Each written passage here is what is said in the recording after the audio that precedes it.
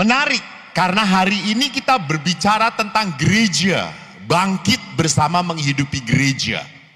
Gereja ini milik siapa? Apakah milik Romo Matius? Maka tadi saya menghibur Romo Matius, tenang aja, ini bukan hutang kamu, ini hutang.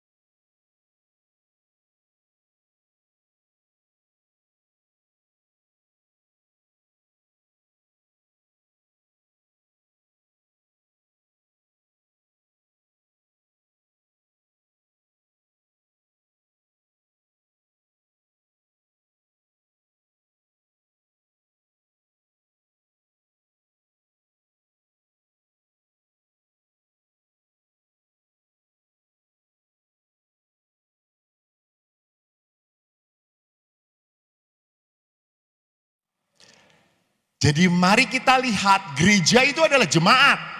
Percuma gerejanya bagus, umatnya tidak aktif. Karena hati dari gereja adalah umat. Yang mau diselamatkan oleh Tuhan itu bukan gedung gerejanya, bukan. Yang mau diselamatkan oleh Tuhan adalah kita. Kita, gembala yang penuh dosa ini dan domba-dombanya. Maka kalau kita lihat gereja itu milik siapa, lalu kenapa kita butuh bangunan yang bagus? Kan sering kali, kenapa gereja kok butuh bagus? Bapak, Ibu, kalau Anda masuk ke gereja di Eropa, begitu hebat, dahsyat. Betul? Betul. Oh, pernah ke Eropa belum? Kak Ai kasihan banget. Nonton di YouTube dong.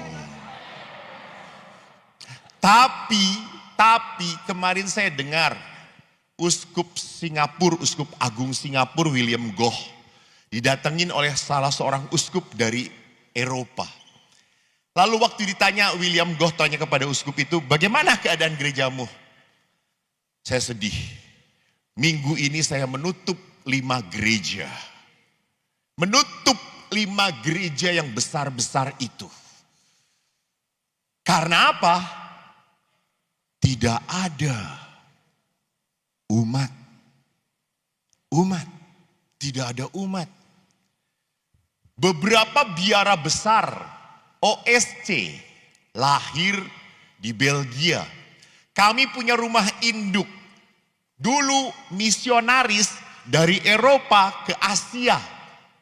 Orang Belanda. Tapi sekarang yang paling muda Ordo Salib Suci kami itu di Belanda. Yang paling muda usianya sekitar 75 tahun. Paling muda. Paling muda. Bayangkan. Bahkan beberapa biara kita sekarang sudah ganti status menjadi motel, hotel, kafe. Itu bukan hanya nasib OSC, bukan. Nasib beberapa biara. Kenapa sampai seperti itu? Kehilangan umat.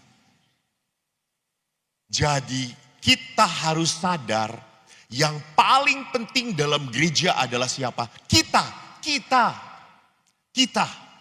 Menyedihkan kalau udah bangunannya bagus, banyak ruangannya, keren banget. Saya waktu masuk sini langsung gini, hebat, keren. Itu ruang gantung diri apa ya itu tuh? Lucu banget ruangannya.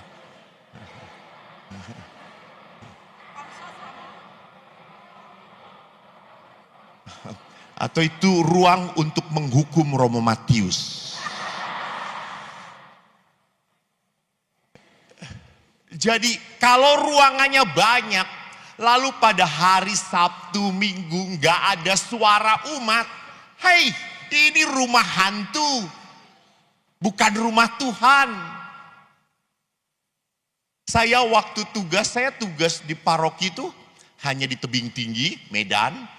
Hanya di Helena pun saya tidak diakui. Di sini ada umat Helena.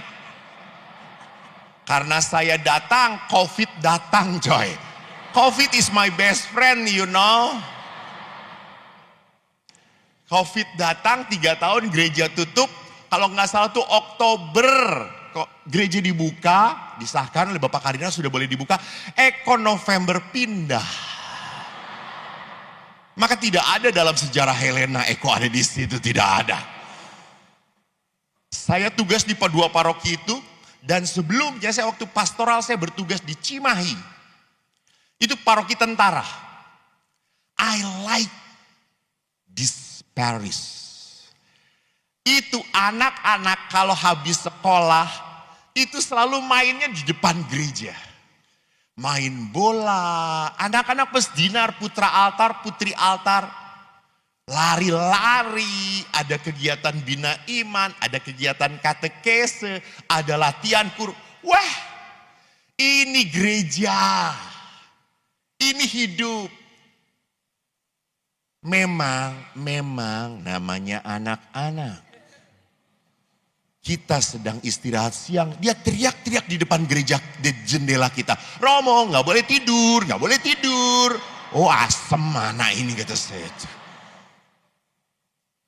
Ya sudah, hidup, ada denyut, ada kegiatan. Itu gereja, itu gereja. Gerejanya tua sekali sampai sekarang belum direnovasi, masih zaman Belanda. Ya kalau pesta pasti sudah, hari raya sudah pasti pakai apa itu namanya tiung-tiung itu kayak gitu. Apa tiung di sini itu namanya? Tenda-tenda. Berdesak-desakan. Tetapi yang lebih indah, saya paling senang misa di situ. Saya nggak suka misa di katedral Bandung. Karena kalau di katedral saya berkata, Tuhan bersamamu. Ayo. Inilah Injil Yesus Kristus menurut. Semuanya dukun coy. Mengucapkan dalam hati. Tapi kalau di Cimahi itu paroki tentara, saya Tuhan bersamamu dan bersama rohmu juga. Demikianlah sabda, terpujilah Kristus. Damai Tuhan bersamamu dan bersamamu juga. Semangat. Semangat. Kita tuh yang misa langsung merasa apa? Nyaman. Digentok-gentok. Nyaman. Nyambung. Beda dengan di paroki Beradet. Tuhan bersamamu. Oh. Begitu ya. Lalu kalau di sana, kalau terima komuni pun tubuh Kristus, amin. Di sini tubuh Kristus.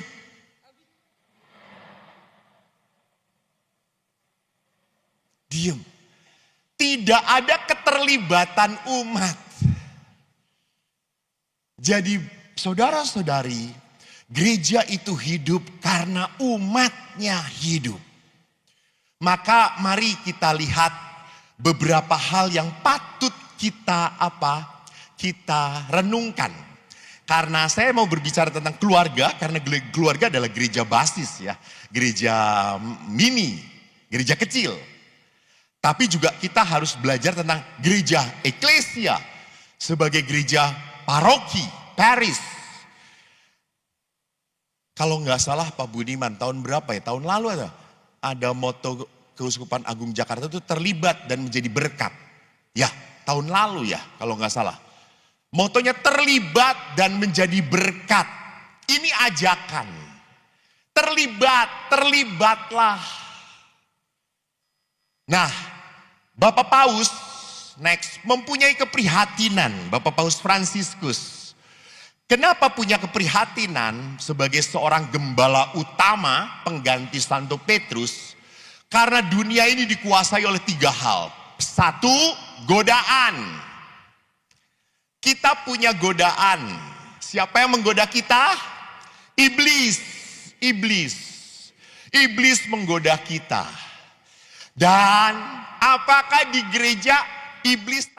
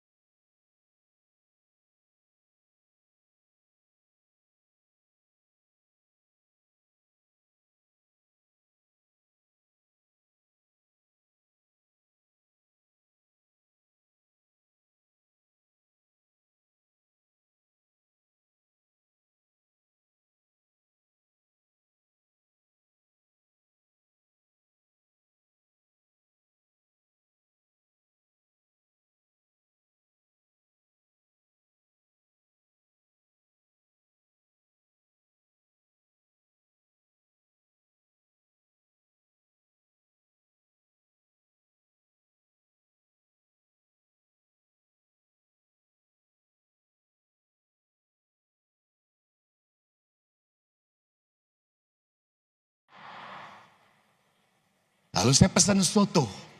Karena enak, saya pesan 2. Saya senang sate itu apa kerang, enak. 4. Sultan. Nggak ada yang ganggu. Minumnya teh poci. Wih, udah kayak sultan aja. Tidak ada yang ganggu. Tiba-tiba selesai, datang seorang anak muda. Albert atau Alex datang, Romo gitu ya. Dia pakai mbok tun. Kamu kerja di sini? Iya Romo ini nih. Taunya dia yang mengelola di situ. Ya berkat toh. Pulang pura-pura mau ke kasir. Padahal gue udah tahu, gue udah tahu gitu ya. Modus doang saya aja tuh. Kasirnya di mana? Udah nggak perlu Romo. Pagi makan di sini jam 7 kami sudah buka Romo. Kan Romo juga suka mie godok dan ini. Iya, thank you gitu ya. Tadi pagi aku bangun. Aku mau melangkah ke Mbok Tun, tapi hatiku tidak nyaman.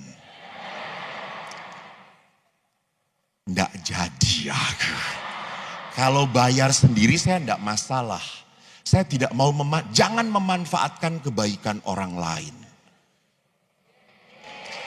Loh, benalu Anda, tahu diri. Kalau orang sudah baik itu jangan dimanfaatkan. Sudah cukup. Saya diberkati cukup. Jangan gak tahu diri, datang lagi. Sudah datang, dibungkus ya. Halah.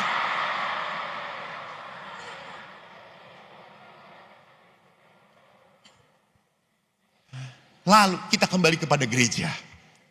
Saya juga waktu itu misa, duduk, saya pakai baju biasa. Tiba-tiba pada saat misa kan ada doa syukur agung toh.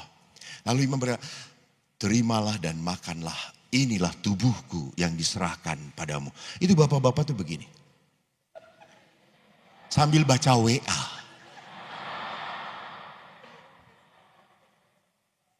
Kok tega ya? Kok tega? Sedang di gereja tiba-tiba seorang bapak ambil handphone. Ya. Kenapa? Why? Anda tuh sedang berdoa. Sudah seminggu sekali. Lalu Anda setengah hati. Oh my goodness. Tuhan memberkati kita tidak pernah setengah hati. Saya hanya prihatin. Tetap kalau dia komuni, gua kasih. Dan saya gak akan berkata, tubuh Kristus. Gak akan. Tetap tubuh Kristus. Jadi lihat di sini bahwa kita punya godaan. Sama, mungkin juga ada godaan apa? Di gereja itu malah ngeliatin orang lain. Tuh lihat dia. Tuh. Hati-hati tuh lihat. Kita bukan hatinya kepada Tuhan, malah menceng kemana-mana. Itu godaan. Karena saya bosan, karena saya tidak bisa menikmati liturgi. Maka pada saat marilah berdoa. Kan ada yang tunduk, hening, ada juga yang amin. Oh udah amin. Kedua, kita punya kerapuhan badan. Makin lama kita makin tua, tiba-tiba kita sakit. Sehat. Saya punya seorang pastor, olahraganya bagus, makannya pilih-pilih, nggak pernah makan babi Romo Matius. Dia selalu makannya ikan, mati. Jadi lebih baik babi, ya.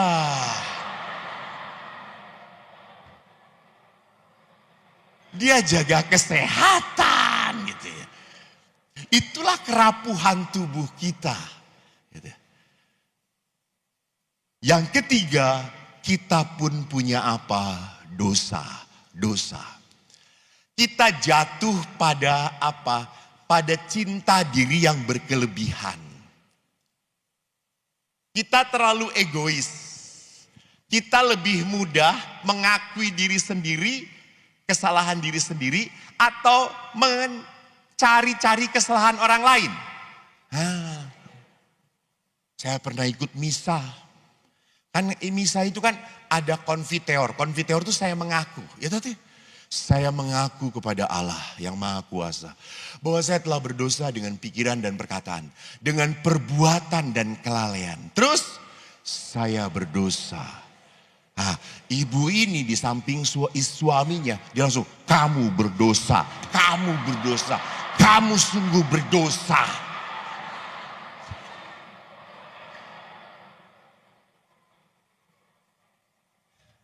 Kamu yang membuat aku tidak bahagia. Kamu yang nyebelin. Kamu yang cerewet. Kamu yang bawel. Akhirnya suaminya, amin. Ekaristi, kenapa dimulai dengan saya mengaku? Kerendahan hati. Rendah hati. Saya hanya layak menerima tubuh Tuhan, mendapat berkat kalau rendah hati. Ingat ada dua orang yang berdoa, Yesus melihat yang satu pemungut cukai, yang satu lagi siapa? Siapa? Teman ibu, siapa? Orang Farisi, dia lagi.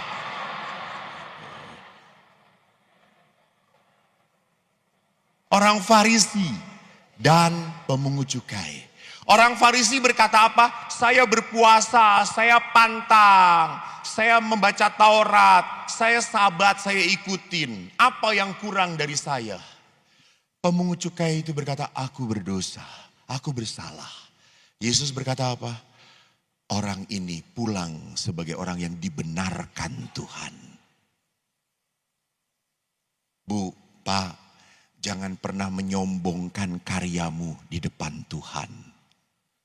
Maaf, Tuhan gak butuh apa-apa dari kita.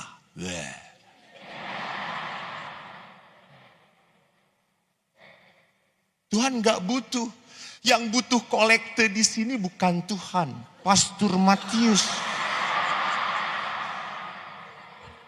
Untuk bayar utang. Woi Romo, jangan lupa utangnya.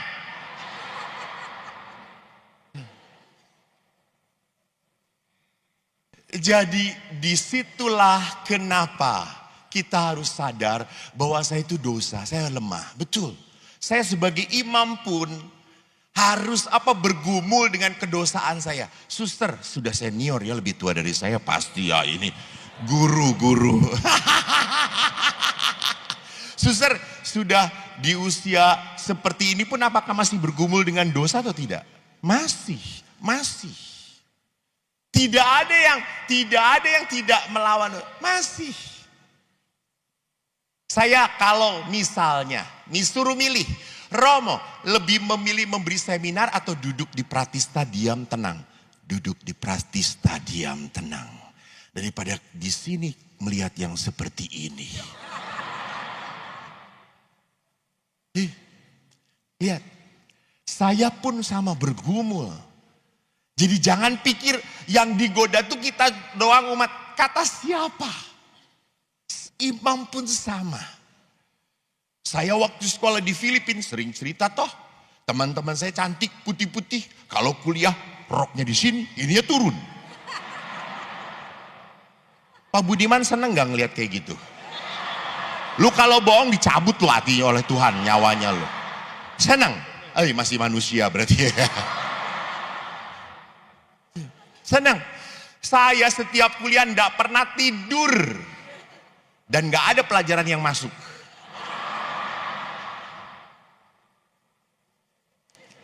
Lama kan tadinya aku duduk di belakang bisa ngeliat toh. Lama-lama kok enggak bener ini. Akhirnya saya duduk di depan. Lalu teman-teman saya, Father, why you sit in front?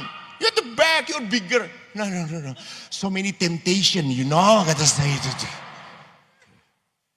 Banyak godaan. Saya harus sadar. Jadi kita lemah. Jangan coba-coba masuk ke dalam pencobaan. Jauhkanlah kami dalam pencobaan. Ya toh, doa Bapak kami. Jangan masukkan kami ke dalam. Karena saya bisa masuk sendirian.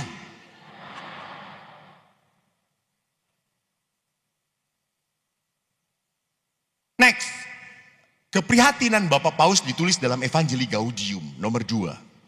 Bahaya besar dalam dunia sekarang ini diliputi oleh budaya konsumeris adalah kesedihan dan kecemasan yang lahir dari hati yang puas diri namun tamak, pengejaran akan kesenangan, sembrono dan hati nurani yang tumpul. Ketika kehidupan batin kita terbelenggu dalam kepentingan dan kepeduliannya sendiri, tak ada lagi ruang bagi sesama, tak ada tempat bagi si miskin papa. Lihat, hati yang puas diri. Itu apa? Yang penting saya oke, yang penting saya sudah ke gereja, yang penting saya sudah pelayanan, yang penting saya tidak serong, yang penting saya tidak berjiwa.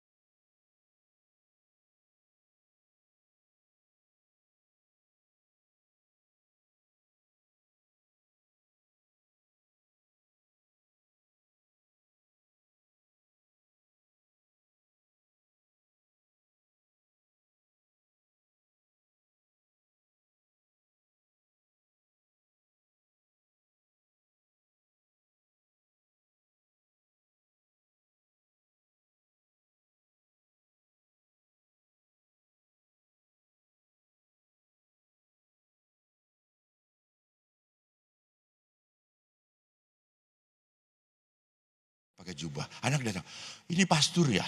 Iya. Pastor tuh gembalanya orang Katolik ya? Iya. Saya Kristen Protestan pastor. Gembala saya pendeta. Oh bagus.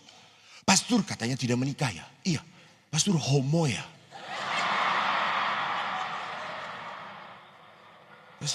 Saya normal. Kata saya itu. Kenapa pastor nggak kawin? Pendeta kawin. Kenapa pastor nggak kawin? Saya mau melayani Tuhan. Wih hebat. Seumur hidup pastor melayani Tuhan. Pasti nanti pastor kalau mati masuk surga ya? Saya jawab belum tentu. Loh kok belum tentu pastor? Kan yang mengatur masuk surga adalah Tuhan. Bukan saya. Lalu anak itu berkata, kasihan ya pastor ini. Maksud lu apa? Kata saya itu. Ya pastor sudah membaktikan hidup untuk melayani Tuhan. Belum tentu masuk surga. Kan kasihan. Lalu saya ngomong, gue gak mau kawin supaya tidak punya anak seperti elu.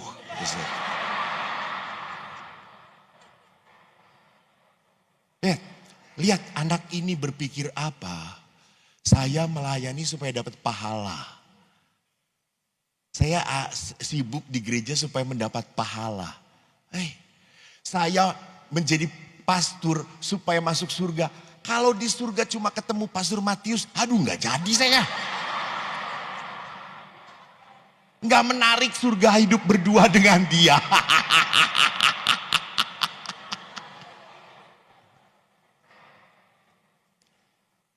Jadi hati-hati, seringkali hidup rohani sampai pada titik berhenti karena puas diri. Saya sudah cukup setiap hari rosario, saya sudah cukup berdevosi ini itu.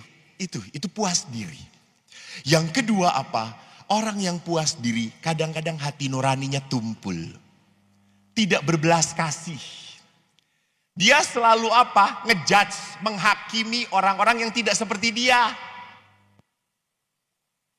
Maka kalau dia lihat temannya datang ke gereja, padahal jarang ke gereja, apa omongannya? Tumben ke gereja. Sedang ada masalah ya. Nyakitin banget. Nyakitin banget gitu ya.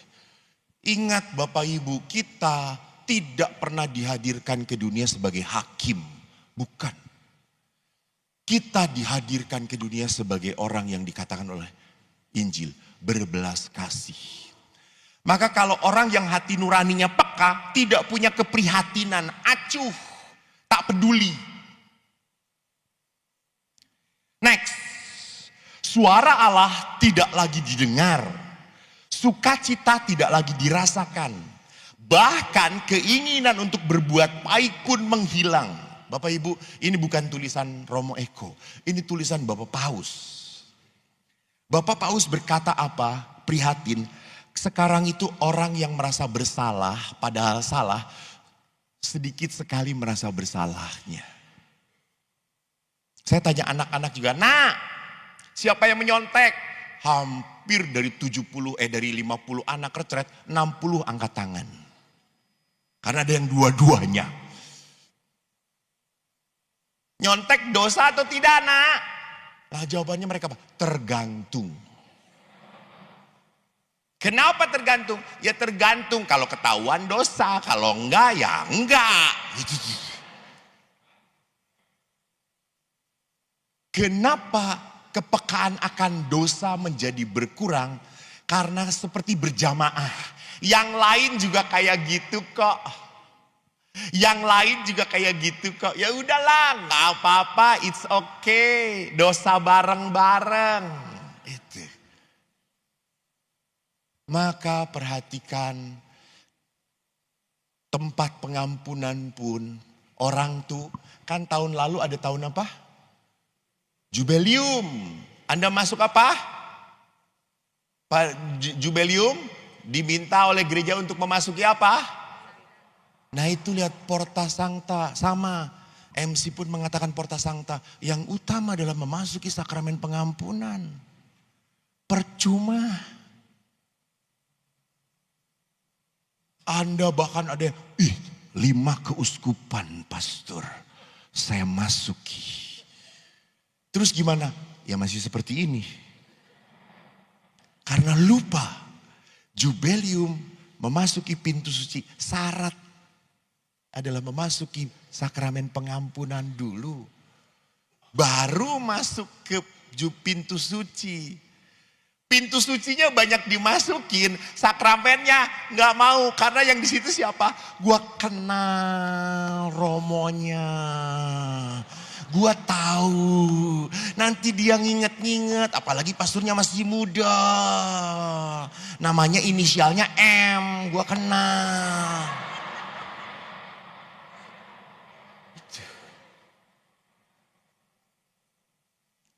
Maka pernah saya pada saat Advent kemarin, saya duduk, lalu tiba-tiba Oma datang.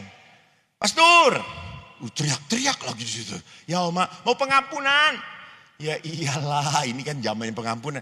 Ini berlutut, ya berkatin pastor. Kan orang Sunda tuh. Ya, Bapa Putra dan Roh Kudus, amin. Pastor, kan kemarin aku prapaskah udah pengampunan toh. Pastor pasti ingat nggak dosa-dosa saya? Sama lah, udah sama kayak gitulah.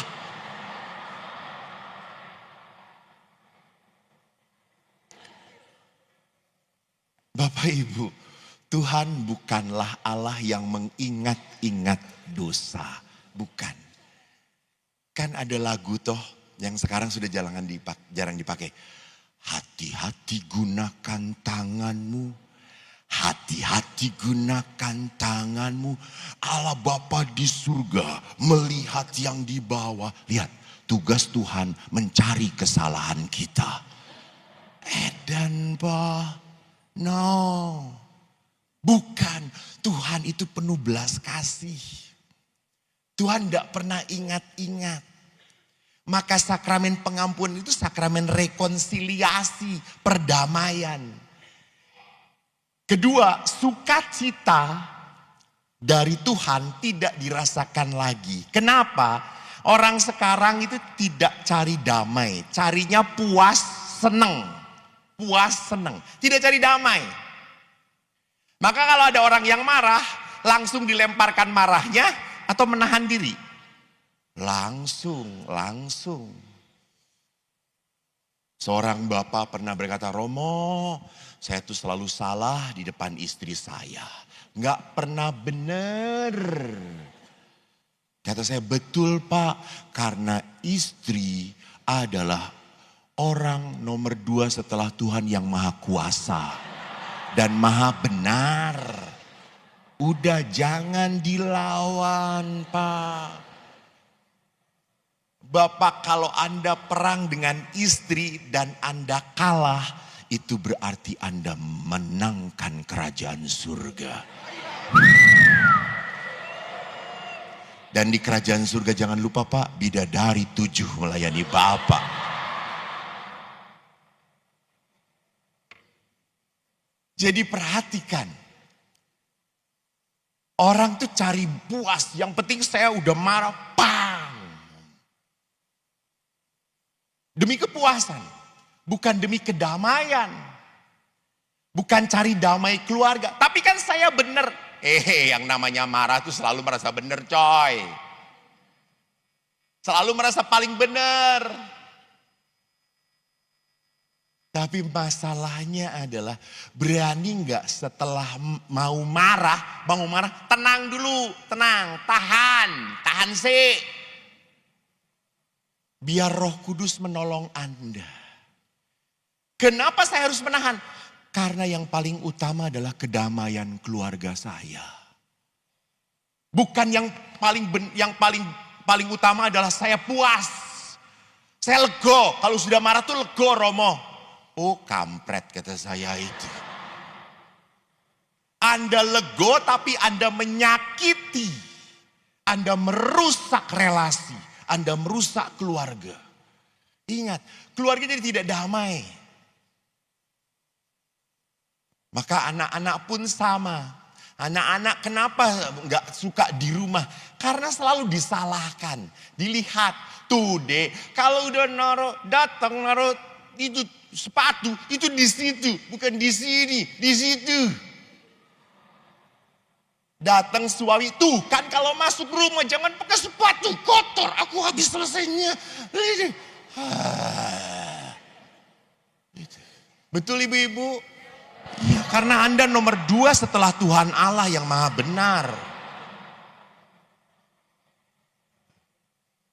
Saya walaupun tidak punya istri saudara-saudara, tapi cukup menderita juga dengan yang namanya wanita.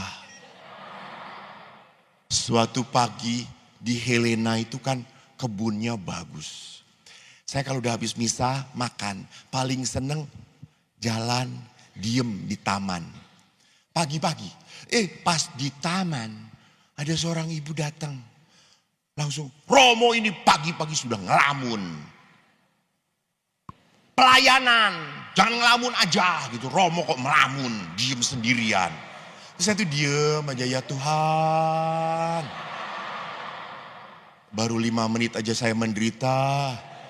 Tuhan berkati suaminya Tuhan. Supaya kuat sampai mati Tuhan.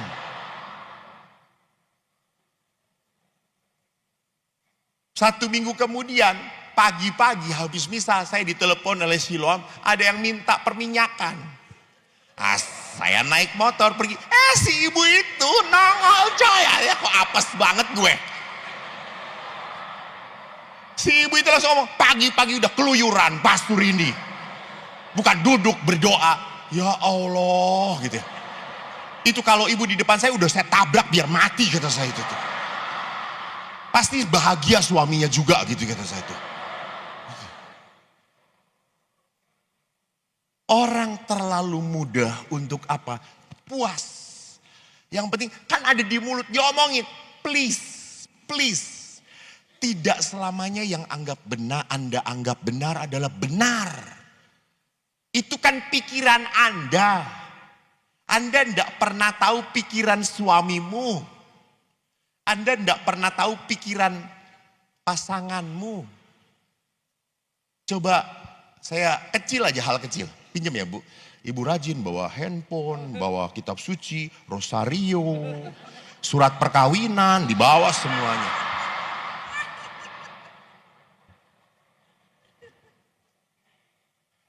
Bu, apa warna kitab suci ini?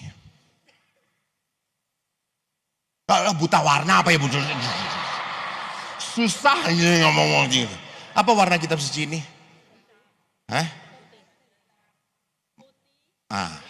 Putih tulisannya hitam. Menurut saya hitam.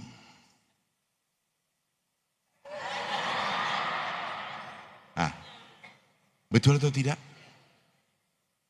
Ibu melihat hanya dari satu sisi. Saya pun melihat dari satu sisi. Ibu benar, benar.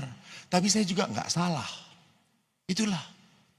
Kenapa sebuah kemarahan yang menurut saya benar, belum tentu benar. Kita harus cek kenapa dia, thank you, makasih. Kenapa dia sampai seperti itu. Maka lihat, carilah damai, damai. Bukan puas. Yang penting keluarga saya damai. Orang sitik-sitik ngomong. Karena seorang suami pastor, jangankan saya hidup ya, saya tidur aja salah pastor. Saya waktu itu tidur berhadapan dengan istri berkata, jangan saling berhadapan, sesek. Lu menghirup napas, saya buang, lu sesek tahu enggak?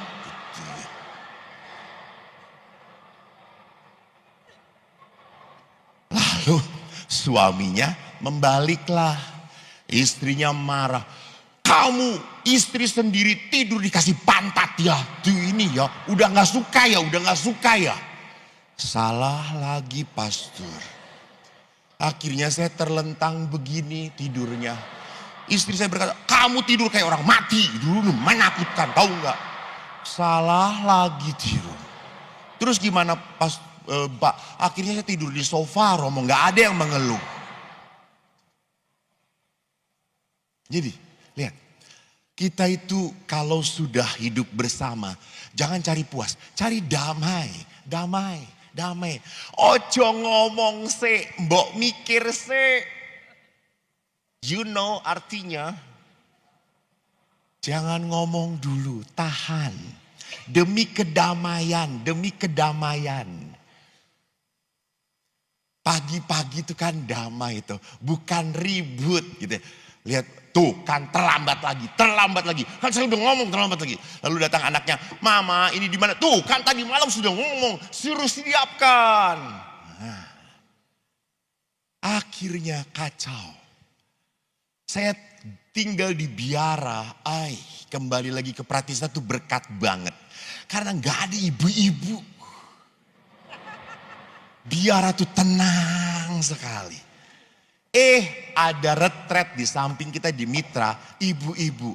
Ya Tuhanku Yesus. Mereka masuk biara, kita langsung masuk kamar. Pening kita. Semua dikomentarin, semua disalah-salahan. Lawong kita yang tinggal di situ aja damai-damai saja gitu. Romo, sendok kayak gini gak perlu dipakai lagi. Ini centong kayak gini. Ya ampun Tuhan, ngeritik iya, nyumbang kagak.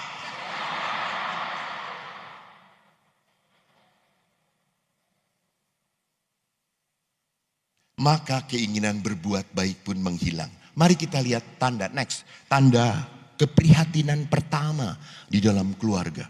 Saya berapa menit lagi ya? Udah capek sih. Masih lama Romo, tenang aja Romo. MC-nya gak bener ini, tolong panitia berapa menit lagi tolong kasih tahu ya di sana ya. MC itu malah diem ngedengerin. MC itu dibayar untuk ngomong diem. Gak dibayar Romo. Ini peserta udah bayar, ini MC gak bayar. Gak dibayar Romo. Udah, mic-nya matiin.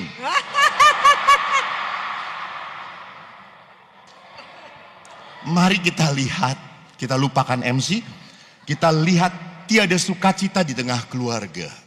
Keprihatinan Bapak Paus. Next.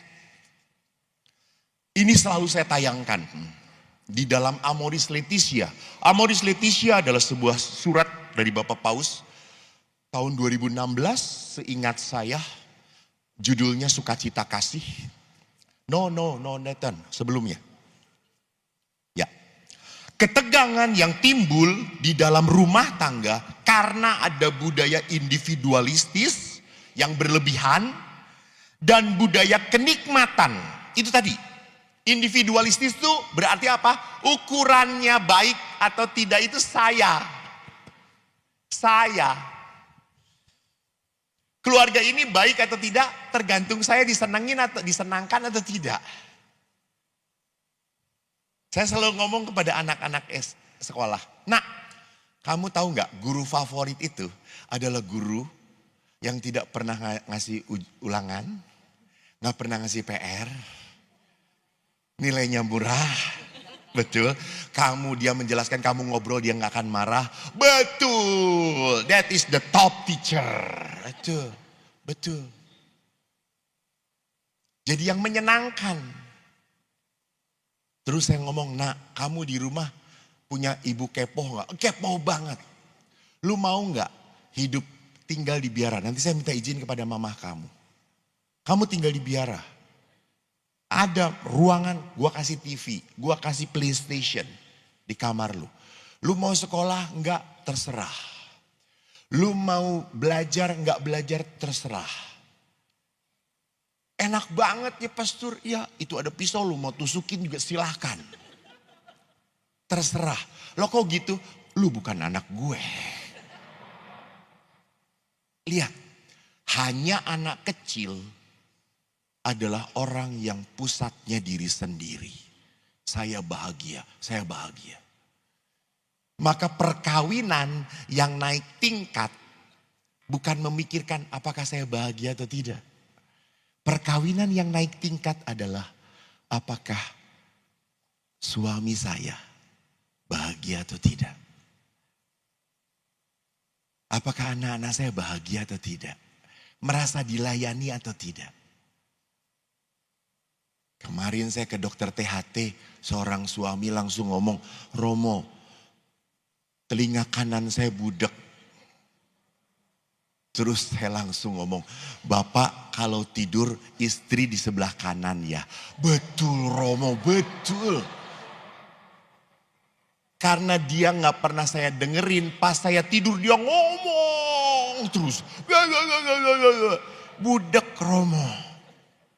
Gimana ini Romo? Bapak suruh pindah istri sebelah kiri Pak. Terus biar budek dua-duanya. Kan seimbang jadinya.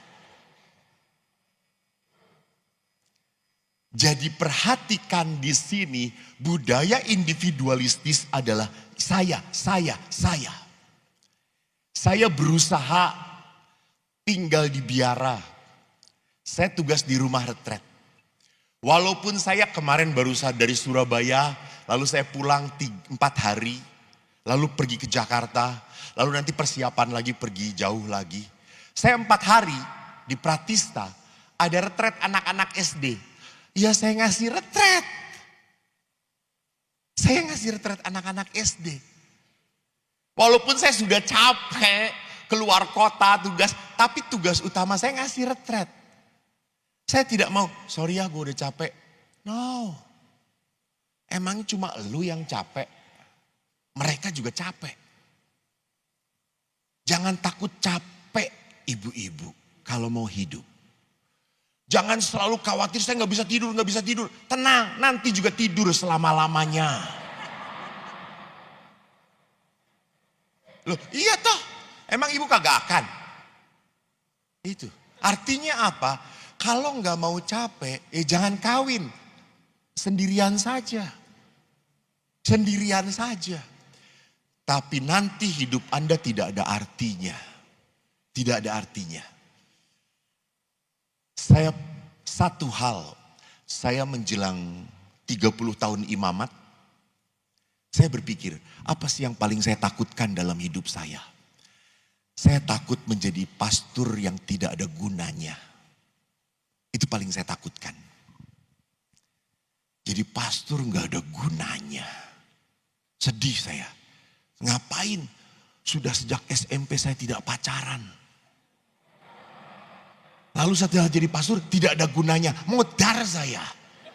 Percuma pengorbanan saya. Maka selama saya masih bisa dipakai untuk melayani. Kenapa tidak? Kenapa tidak? Kenapa tidak? Toh Bapak Ibu, aku percaya. Di saat saya bisa bersyukur. Jadi sehat loh. Anda tahu ini tiga turne saya. Tanggal 14 saya ngisi di Pulau Mas. Tentang gratitude and the art of giving. Untuk pasangan suami istri. Ada 80 pasangan suami istri merayakan Valentine. Di paroki. Kemarin saya memberi tentang parenting. Pendidikan iman anak bersama psikolog. Di paroki Pasar Minggu. Hari ini saya ke sini. Siang saya harus langsung pulang karena sore ngasih rekoleksi. Tapi saya dikata, pastor capek gak? Tidur aja selesai kok. Kenapa? Karena saya suka cita. Saya nikmati. Saya bersyukur. Karena nanti ada saatnya, kok ini gak bisa apa-apa. Saudara. Ya Yesus lahir di Bethlehem. Gak mungkin panitia memanggil saya untuk ngasih seminar. Ada waktunya. Maka kalau saya egois, saya cuma mikirin saya kapan istirahat, kapan saya diem, kapan saya tenang. Lu egois banget. Manusia diciptakan oleh Tuhan dan semua berkat untuk manusia. Tetapi manusia diciptakan untuk melayani Tuhan. Bukan melayani dirinya sendiri. Melayani Tuhan.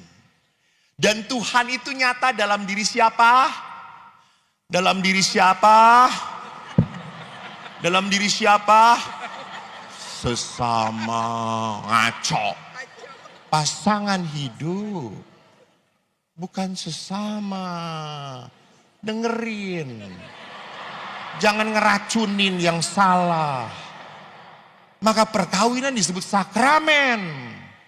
Sakramen itu adalah apa? Tanda kehadiran Allah untuk istri adalah siapa?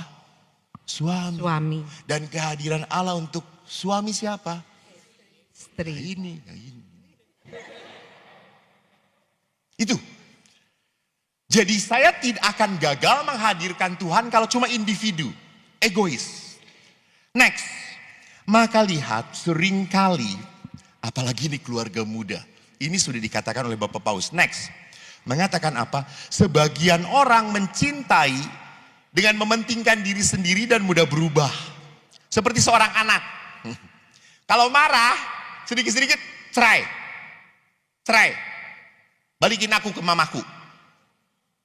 Pulangkan aja. Itu. Aku udah bosan. Aku udah capek menghadapi kamu. Itu. Ini cinta seperti anak kecil. Ngambek. Maunya udah budahan, bubar aja, udah bubar. Selesai. Dia lupa, dulu yang kebelet kawin tuh dia. Dikasih masalah sedikit, ada problem sedikit, nangis, ingin udahan. What? Emangnya lu kalau kawin dengan orang lain akan tahan? Enggak juga. Jadi belum menjamin kalau cerai itu adalah jalan terbaik, apalagi bertemu dengan orang lain itu adalah jalan keluar. Itu bukan jalan keluar, itu jalan untuk memasuki masalah lain. Next, kadang-kadang kita seperti anak remaja dalam perkawinan. Suka kritiknya sakit, suka menyalahkan. Maka kalimatnya yang muncul kepada pasangan, kau tidak seperti dulu lagi. Dulu aku adalah permaisurimu, sekarang aku pembantumu. Itu lihat. Ya, masih ingat ibu lagunya? Itu sih aku masih seperti yang dulu. Ini kau bukan seperti dulu lagi. Lupa, memang gak ada lagunya. Jadi lihat, udah ini bukan nyanyi, ini seminar. Jadi saya selalu menyalah-nyalahkan. Waktu pacaran, wih dia adalah segala-galanya. Gitu. Anda bisa waktu pacaran bisa ngelihat hal-hal jelek dia atau tidak? Enggak, semua ketutup. Maka orang pacaran itu tai kuda pun rasa apa? Ih, udah ngerasain ya. Buset. Gua semiskin ini pun gak pernah ngerasakan tai kuda, saudara-saudara. Ibu ini semangat banget, coklat. Buset deh. Ya Allah, Tuhan.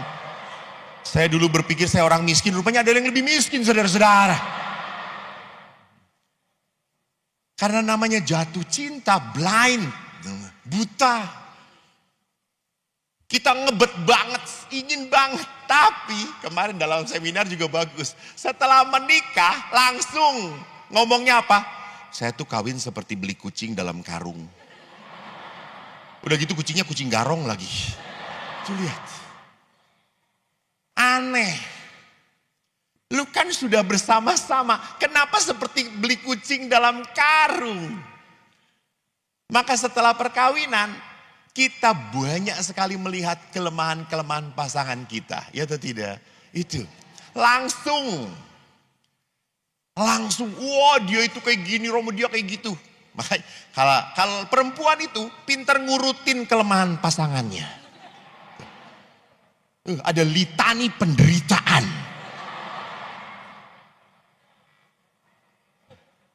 Kalau suami ditanya gimana? Ya gitu-gitu aja lah. Gitu. Istri bapak kayak gitulah. Cuma bedanya waktu dulu pacaran segini sekarang 2 tangan.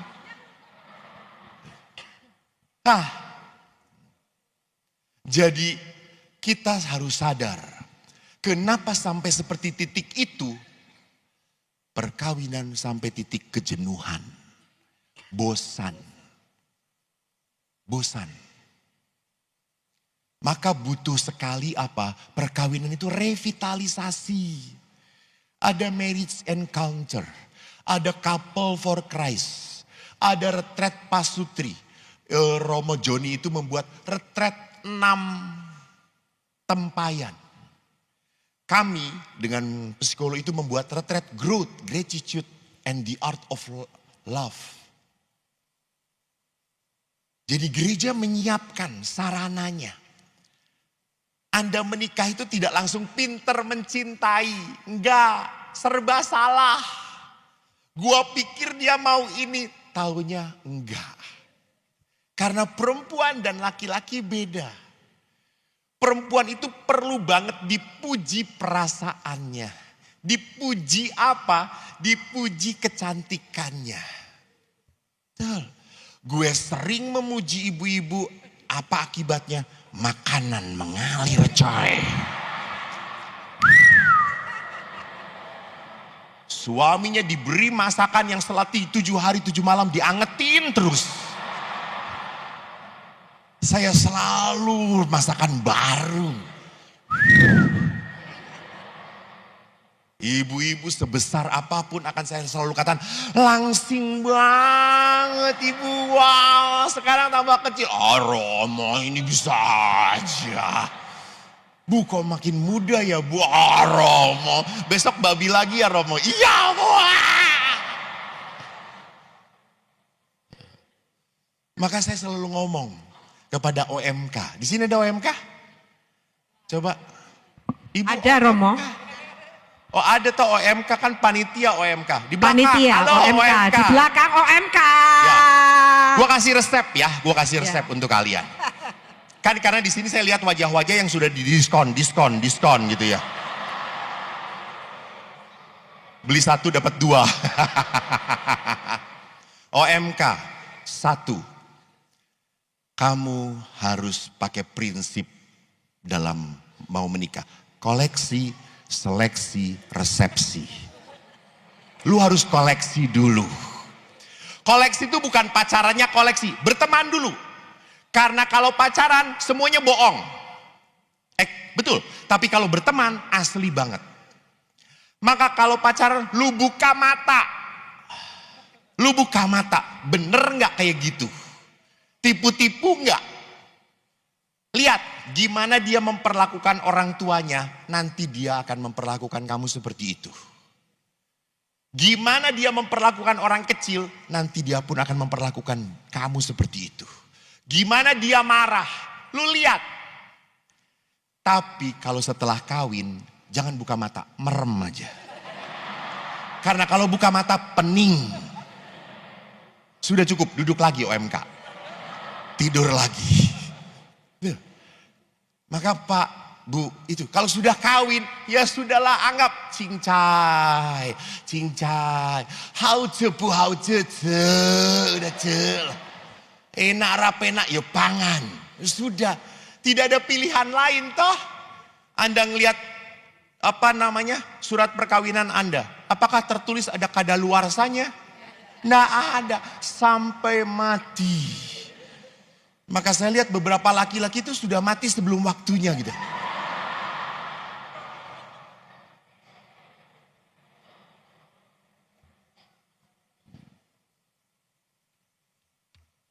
Yang kedua, saya akan berbicara tentang keprihatinan tentang menggereja. 15 menit lagi, oke.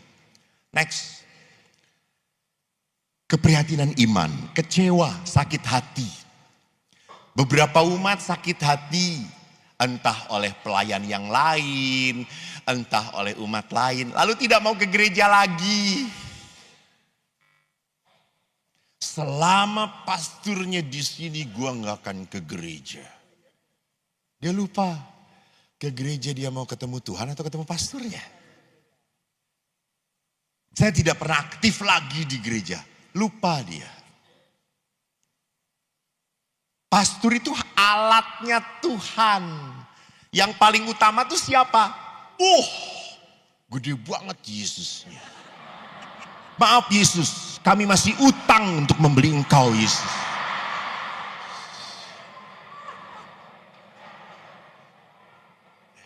Bapak Ibu, kenapa saya ngomong terus? Supaya Anda tergelitik untuk menyumbang. Untuk menyumbang. Ini tuh di sini tuh datang untuk menyumbang perayaan Paskah. Lu tahu perayaan Paskah aja disumbang coy. Jadi supaya kita tergelitik untuk apa? Untuk menghidupkan gereja. Maka next, keprihatinan dalam hidup menggereja. Banyak umat yang cukup puas hanya seminggu sekali ke gereja. Saya sudah kolektor, saya sudah datang misa, ngapain lagi sih? Udah cukup. Ibu, bapak, saya itu kalau di rumah, hiburan saya yang paling aku sukai adalah apa? Ikan koi. Aku memelihara ikan koi kecil. Ikan koi itu 2 jam sekali dikasih makan. Karena dia tidak punya lambung. Lalu saya selalu perhatikan, kenapa saya tidak mau beli yang besar? Karena mahal. Nah punya duit. Ikan koi kecil. Kalau saya perhatikan, ikan koi ini kan selalu bareng-bareng kan? Kalau ada ikan koi satu sendirian, saya jamin 2 hari lagi mati. Dan betul, mati. Saya kok jadi ingat, kita orang Katolik, kalau terpisah dari komunitas, hanya seminggu sekali ke gereja, maaf, imanmu mati. Mati. Engkau tidak tahu apa-apa tentang Katolik. Engkau nggak ngerti. Lu cuma datang, maaf ya, setor muka doang. Lu hanya setor muka. Enggak bener-bener jadi orang Katolik. Cuma seminggu sekali, kolektor, parkir, go, selesai. Enggak mau terlibat. Kadang-kadang protes. Kalau saudaranya meninggal, kok enggak ada umat yang datang ya? Kok enggak ada lingkungan yang datang ya? Kampret lu. Lu ikut lingkungan enggak? Kita pintar menuntut tetapi tidak mau memberikan diri. Ini bocengli namanya. Lu hanya cari untung sendiri. Jangan memanfaatkan gereja untuk dirimu. Yang kedua, melihat kenyataan bahwa orang yang rajin ke gereja pun belum tentu hidupnya baik dan benar. Ya iyalah. Emangnya kita kumpulan santo-santa udah mati. Iya kan, orang kudus harus mati duluan baru disebut kudus. Kita ini kumpulan orang wedus. Kita itu kumpulan orang-orang yang mau jadi baik, yang mau jadi baik. Seringkali gagal, benar, betul. Jadi bukan jaminan orang yang melayani, maaf, di DPH atau asisten imam. Di sini AI atau prodiakon? Oh, prodiakon. Tidak jaminan. Tidak. Mereka pun sedang berjuang dengan iman mereka. Sama dengan saya. Pastor pun sama. Apakah saya kalau ke mall jalannya seperti ini? Disebut gila saya. Ya saya ke mall juga begini-beginilah. Lihat-lihat lah. Gitu ya. Kemarin saya juga ke Mbok Tun itu kan cuma pakai celana pendek, pakai kaos, duduk. Orang emang-emang siapa sampai si mbaknya tuh ragu-ragu dengan saya. Bapak betul mau makan? Ini bayar loh. Iya. Gitu.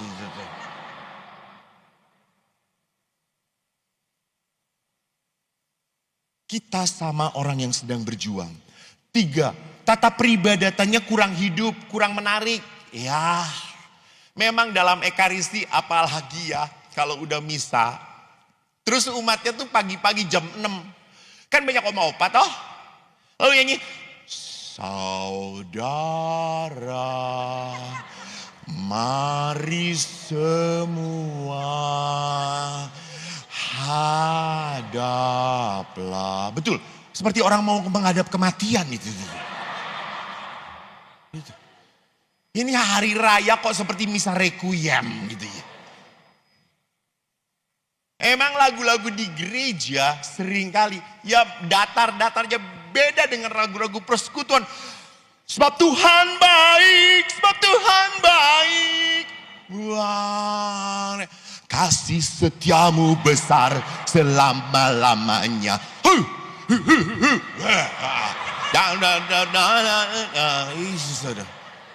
Bumi dan dunia sana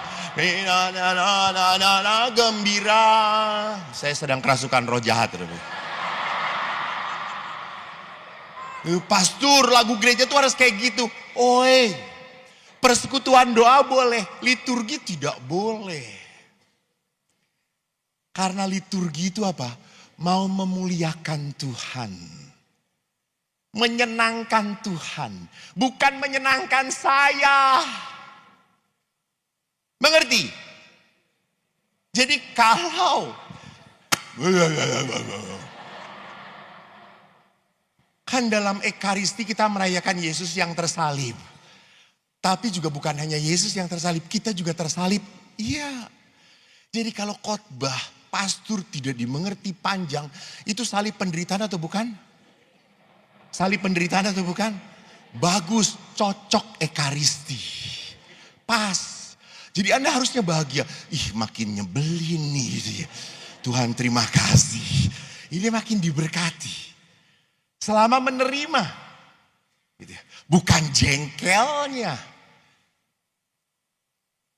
Maka memang tata peribadatan Katolik berbeda. Aturan yang terlalu ribet dan berbelit-belit. Mau jadi Katolik aja susah banget. Harus katekisasi 1 tahun. Ya iya. Karena Anda kalau sudah dibaptis tidak langsung otomatis enak-enak. Nggak bisa. Harus ada mistagogi. Buah pembaptisan itu apa? Gak bisa datang Romo. Saya betul-betul. Saya seorang yang tidak beragama Romo. Saya tiba-tiba tadi malam bertemu dengan Yesus. Boleh saya dibaptis? Mari saya baptis. Di sini ada danau ya kalau nggak salah ya. Ya toh, saya tenggelamkan di danau. 1 jam saja cukup ya saudaramu. Kamu akan bertemu dengan Yesus di situ. Ya. Iman itu bukan masalah baptis selesai. No. Setelah baptis harus ada buah-buahnya. Buah-buahnya apa? Melihat di dalam tubuh gereja ada banyak kekurangan. Ya, betul. Gereja hidup sudah beribu-ribu tahun. Yang salah itu bukan gerejanya, tetapi orang-orangnya. Sekarang juga sama toh, kita sedang prihatin. Lalu banyak orang komentar, aku tidak mau komentarin. Kenapa kau tidak belajar menjadi orang bijaksana? Doakan. Berdoa, Tuhan tolong. Kita kan percaya kuasa Tuhan. Gembalanya pun kok kayak gitu. Iya. Karena beberapa orang tuh sering lihat saya di YouTube, kemarin saya ke Kendari, Sulawesi. Lalu ketemu ibu-ibu. Romo kok beda ya dengan yang di YouTube ya. Ibu kecewa ya setelah melihat saya. Iya.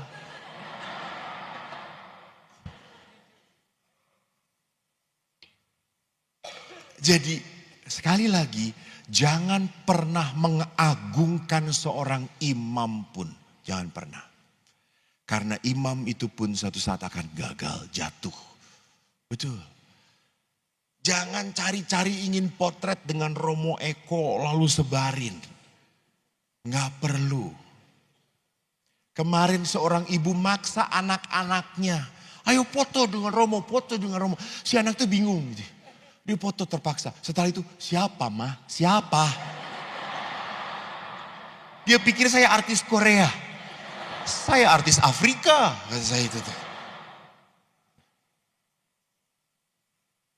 Jadi jangan pernah lupa bahwa gembalanya pun adalah manusia yang punya kelemahan yang sedang berjuang. Maka jangan sampai bukan negatif ya, kegagalan beberapa orang membuat saya terhalang pada Tuhan. Maaf, kalau saya memberkati, saya mendoakan orang, saya paling takut apa? Tuhan, jangan sampai dosa saya menghalangi berkat Engkau pada mereka. Waktu saya di Surabaya 2 kali adorasi. Saya kalau kebangunan rohani Katolik, saya selalu tutup dengan adorasi. Saya kalau pegang sakramen Maha Kudus, saya selalu berkata, saya orang berdosa Tuhan. Ini Engkau, biar Engkau yang memberikan berkat, bukan aku. Orang langsung ambil velum, bahkan pegang jubah saya diem. Karena sadar, umat ini bukan menghormati saya. Dia menghormati Tuhan yang saya bawa. Dan betul, banyak orang merasa terberkati. Banyak orang merasa tersentuh. Bukan karena saya, tapi karena yang saya bawa ini. Karena Tuhan. Jadi saudara-saudariku, lihat, gereja pun adalah apa? Tempat kita berjuang. Maka next, kerikil dalam pelayanan. Ada di dalam pelayanan orang-orang yang pelayanan pertama-tama ingin populer, ingin cari kedudukan. Saya mau jadi lektor hanya untuk misa Natal dan Paskah saja. Edan, kata saya tuh. Misa harian dia nggak mau. Ada yang mau kurnya Natal di jam paling rame. Nggak mau pagi-pagi isinya oma-oma doang. Ada kur, maaf ya, bukan di Bernadette. Bernadette mah baik banget. Tapi semua itu hoak.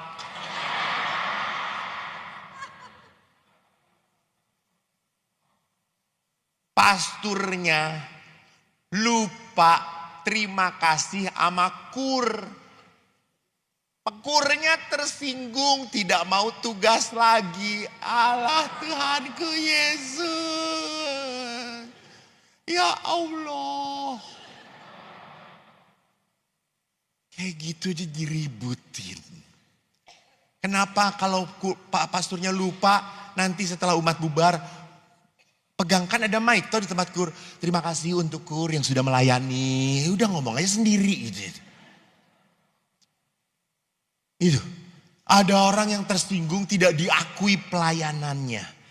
Bahkan bekerja sendirian.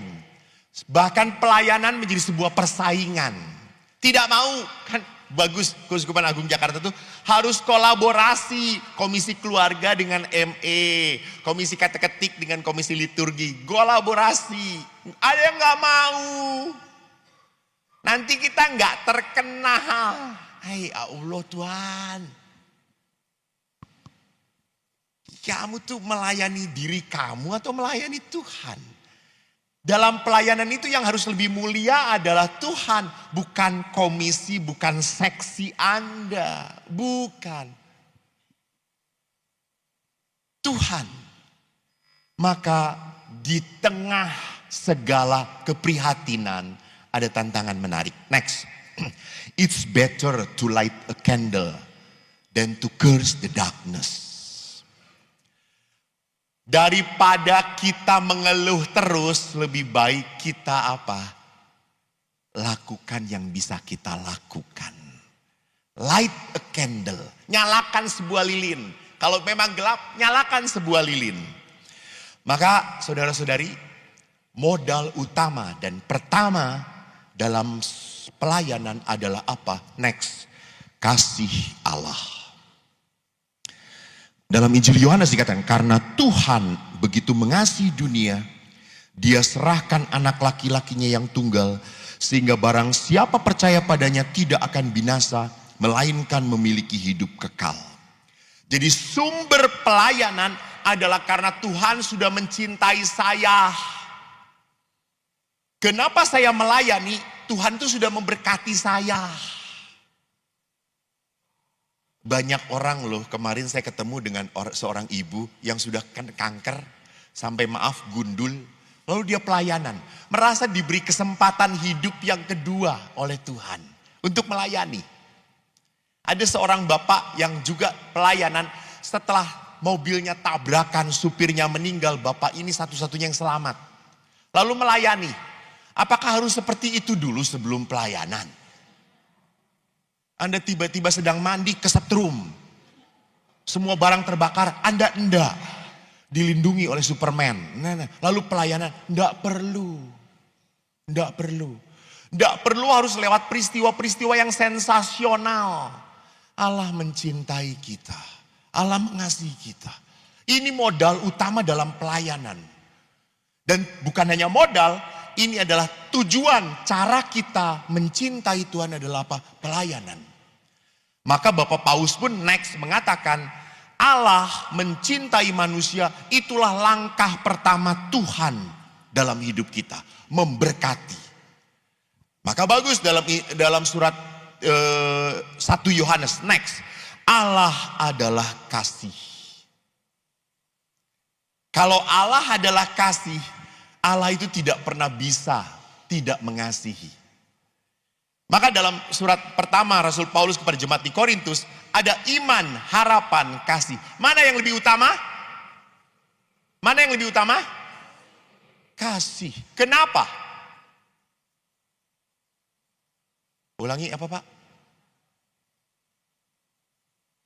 Keluar asli, bukan itu. Karena setelah di surga, kita tidak butuh iman dan harapan lagi. Kita sudah berada di surga. Yang tidak akan musnah itu kasih. Karena setelah di surga, kita tidak perlu beriman lagi kepada Tuhan. Karena kita sudah tinggal dengan Tuhan. Kita tidak perlu berharap lagi.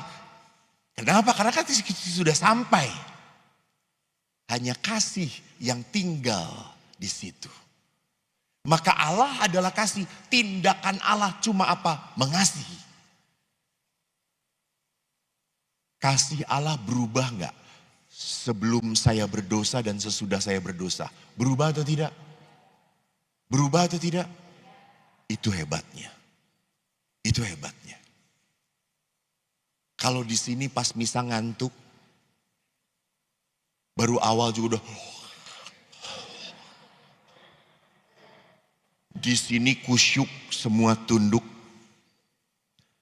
Apakah Tuhan memberkati orang-orang ini atau tidak? Memberkati.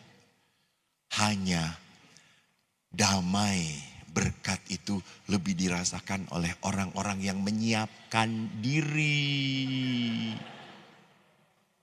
Diberkati cuma lewat doang.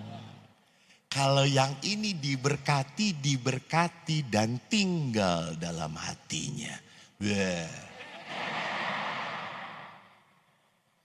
Saya buat ini yang salah karena ada MC di situ. Next. Maka Bapak Ibu, panggilan terakhir, saya tinggal berapa lama? 5 menit lagi. 2 menit lagi. 2 menit lagi. Karena saya kalau kelebihan, amplopnya dikurangi saudara-saudara.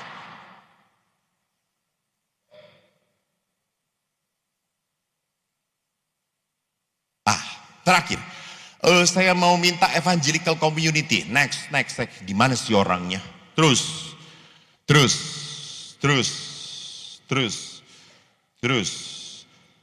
Sep. Oke. Bapak Ibu. Inilah yang disebut, kok nunjuk ke sono. Inilah yang disebut sebagai apa? Komunitas Injili. Komunitas Injili, komunitas yang berdasarkan pada ajaran Yesus adalah komunitas yang suportif, apresiatif, optimis, promotif, positif, dan edukatif. Apa artinya? Kalau saya mau, dan di tengahnya adalah kasih tentunya. Kalau saya mau menjadi seorang anggota gereja, ya pengetahuan iman saya harus ditambahin. Kenapa di dalam gereja kok kita berdiri? Kenapa kita duduk? Kenapa kita menebah dada?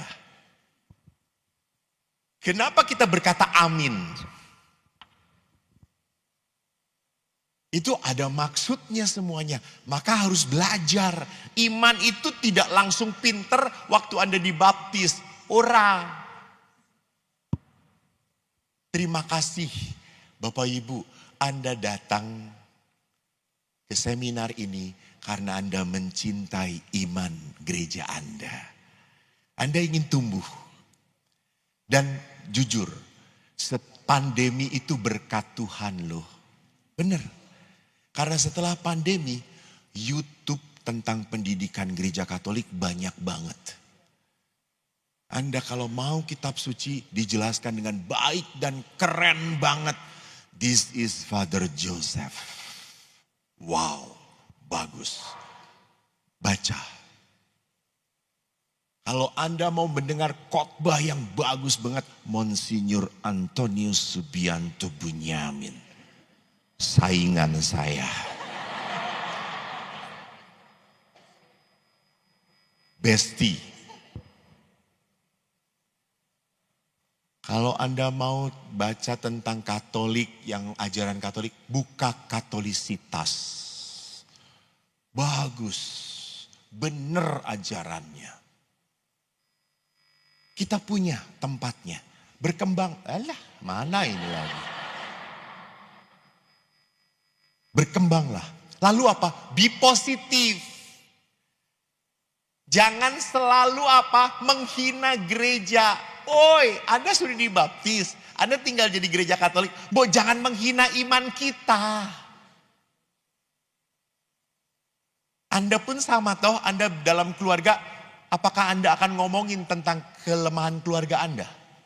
Akan ngomongin atau tidak? Ya sangga toh. Ya sama. Jangan, kita betul punya kelemahan, tapi jangan disiar-siarkan.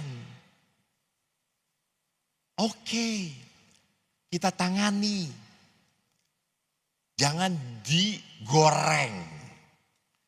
Suportif itu mendukung. Para pelayan itu saling mendukung. Jangan pernah merasa dinomor duakan. No.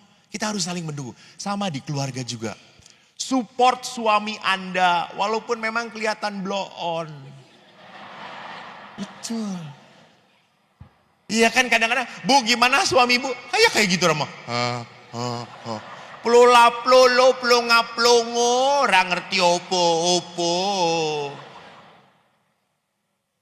Ibu jangan lupa ya suami ibu itu menjadi bodoh karena menikah dengan ibu loh bu. Jangan lupa. Suami itu jadi kayak gitu karena dengan ibu. Betul. Dan yang membuat adalah ibu. Lah kalau ibu tahu bahwa dia dari dulu bodoh, kenapa kok dikawinin? Berarti ibu lebih bodoh toh. Ibu ketipu. Nah salah pilih itu lagi kurang ajar ini.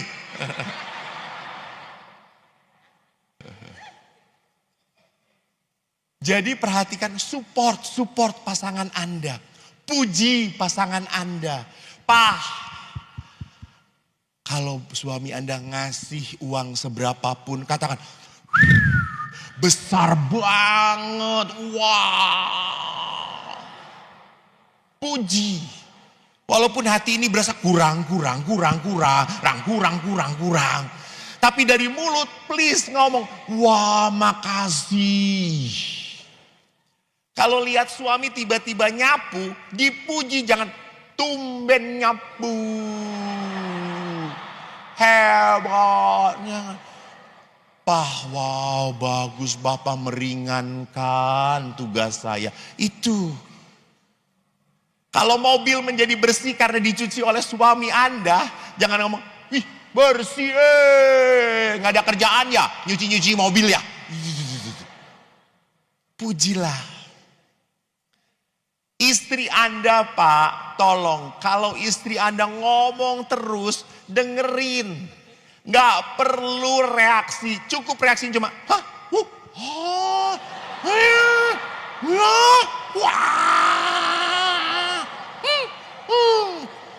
Jangan komen, komen Anda pasti salah. Jangan komen. Anda ngomong kayak gitu kan, bukan itu maksudnya. Mati lu, udah diri. Cuma, gitu aja cukup.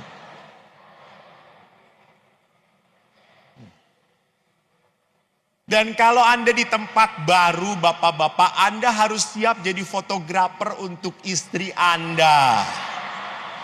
Tolong kalau moto istri jangan kelihatan gendut. Bagaimana caranya bapak-bapak? Dibalik nih, dibalik. Jangan gini, dibalik. Dari atas atau dari bawah itu. Kalau masih gendut dari kejauhan.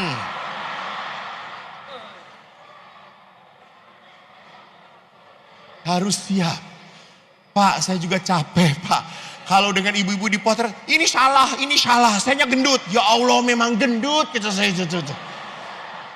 Mau diapain lagi? Lalu akhirnya, nah ini baru bagus. Saya ingin lihat, mana bagus? Tuh, kan saya lihatnya kecil, tapi sayanya blur, kata saya. Ya udah nggak apa-apa lah, yang penting dipotret. Suportif. Lalu apa? Apresiatif. Hargai. Pengorbanan istri. Pak, istri Anda itu butuh juga dipeluk. Istri Anda, kok di sana yang heboh ya?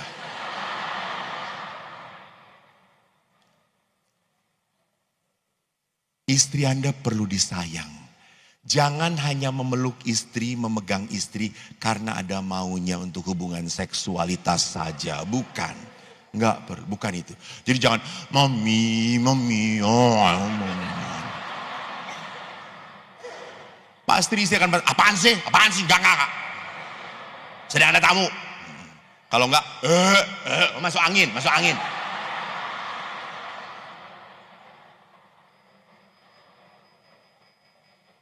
Pak, kalau Anda ngelihat istri Anda begini, jangan ngomong, capek ya. Itu suami yang blow on. Itu tuh sinyal. Kode. Anda ulurkan tangan, pegang aja. Dia akan, aduh enak banget. Udah, touch dia butuh disentuh. Kelihatan di sini beberapa wanita kurang sentuhan. Romo Matius, siap menyentuh. Pas nggak ada beliaunya. Bapak Ibu, kita dipanggil sebagai seorang beriman untuk kembali terlibat dan menjadi berkat. Kalau Anda tidak mau terlibat menjadi berkat, maka Anda orang Katolik yang pasif dan menjadi musibah. Tuhan memberkati. Terima kasih.